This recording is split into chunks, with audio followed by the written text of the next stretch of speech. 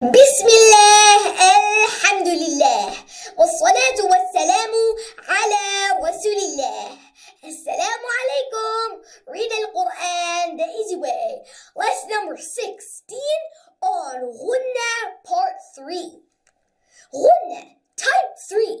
If noon sakin, remember noon with sukoon, or tanween, double fatha, double kasra, double dhamma, hiding noon in it, is followed by a ba, then a small meme is placed on it and it is recited with meme and ghunnah. This rule is called iqlab. Repeat after me. Iqlab. So remember, ghunnah has two meanings. Number one, a sound must come through your nose, and number two, you must stretch the sound twice. Let's practice now some words on iqlab. So in this word, there are two clues for iqlab. Number one, that there is ba after noon sakin or tanween.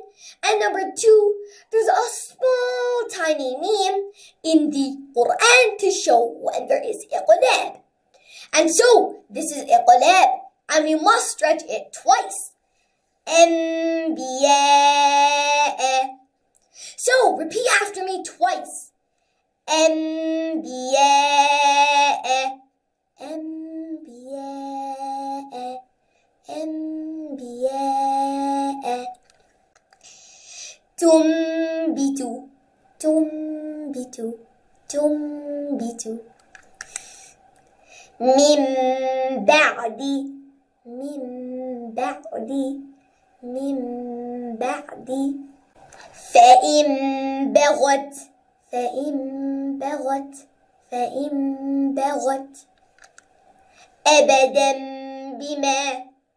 Over here, there is double fatha on dal, and after it is ba. So this is iqlab, and you must stretch the sound twice. أبدا بما أبدا بما أبدا بما. أمة بشهيد أمة بشهيد أمة بشهيد خبير بصير خبير بصير خبير بصير.